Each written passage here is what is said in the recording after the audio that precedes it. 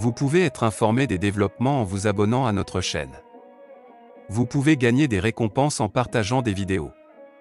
Troisième parole. Bismillahir-Rahmanir-Rahim. Au nom de Dieu, le clément, le miséricordieux.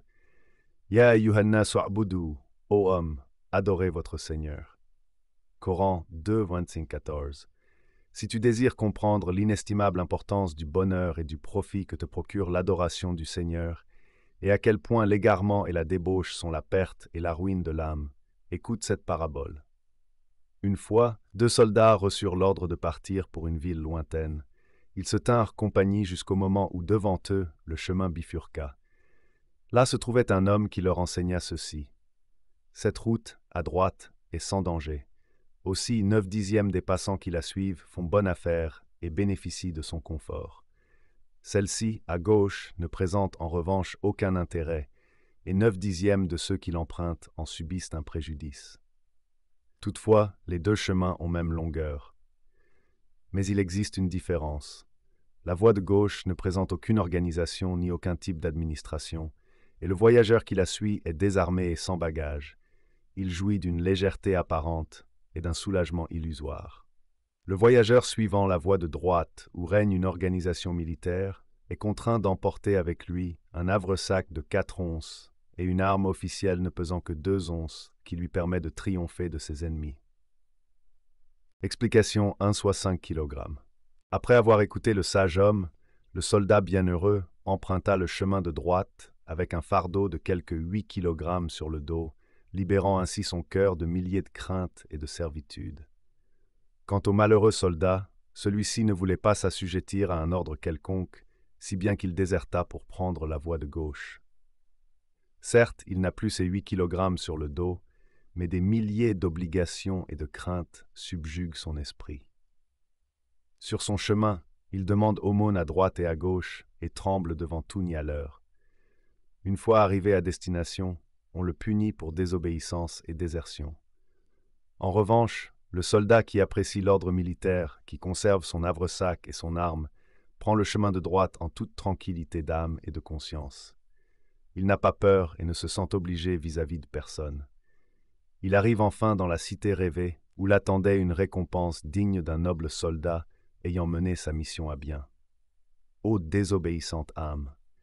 Sache donc que des 2 voyageurs, l'un est celui qui se soumet aux lois divines, et l'autre le révolté qui n'agit que selon sa fantaisie.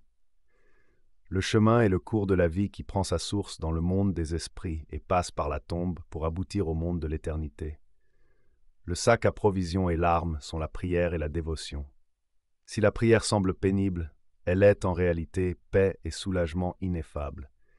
Car celui qui l'a fait atteste que Ahadu an la ilaha illallah, j'atteste qu'il n'y a de divinité que Dieu. Dieu est unique, c'est-à-dire qu'il n'y a pas de créateur ni d'autre dispensateur de bien que lui. Le bien et le mal sont en son pouvoir. Il est le sage par excellence et ne fait rien en vain. Il est le miséricordieux, généreux et clément, affirme-t-il. C'est pourquoi il trouve en toute chose une porte menant au trésor de la miséricorde, à laquelle il frappe par la prière. Il voit que tout est lié à la volonté de son Seigneur, auquel il se fie.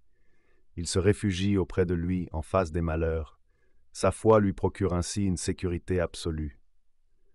Oui, c'est la foi et l'adoration de Dieu qui sont la source du courage et de toutes les bonnes actions, et c'est l'égarement qui est la source de la lâcheté et de tous les vices.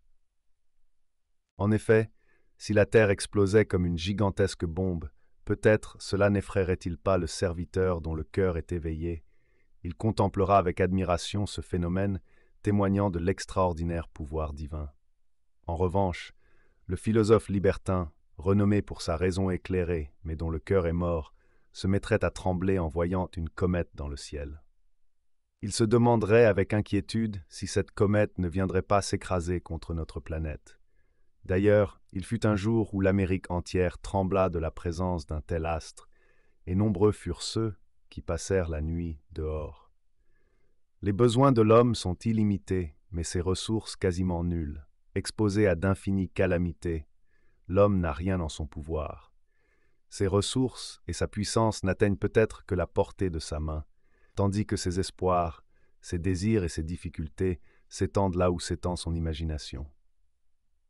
Si on n'a pas totalement perdu sa clairvoyance, on comprendra combien la prière, la confiance en Dieu, la croyance en son unité et la soumission à lui sont un bonheur et un bienfait sublime pour l'âme humaine si impuissante et pauvre. On sait que l'on préfère toujours prendre un chemin sans danger, même s'il s'en présente un avec une éventualité de danger sur 10.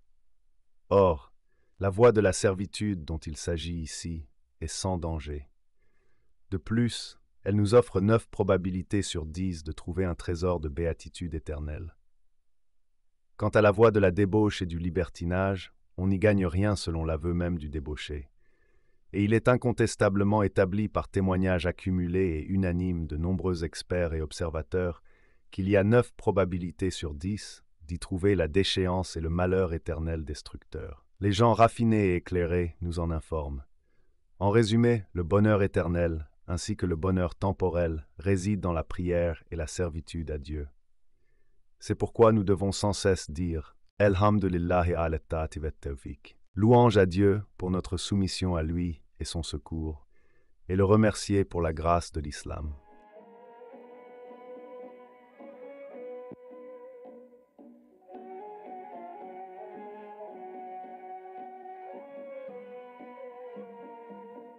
Vous pouvez être informé des développements en vous abonnant à notre chaîne. Vous pouvez gagner des récompenses en partageant des vidéos.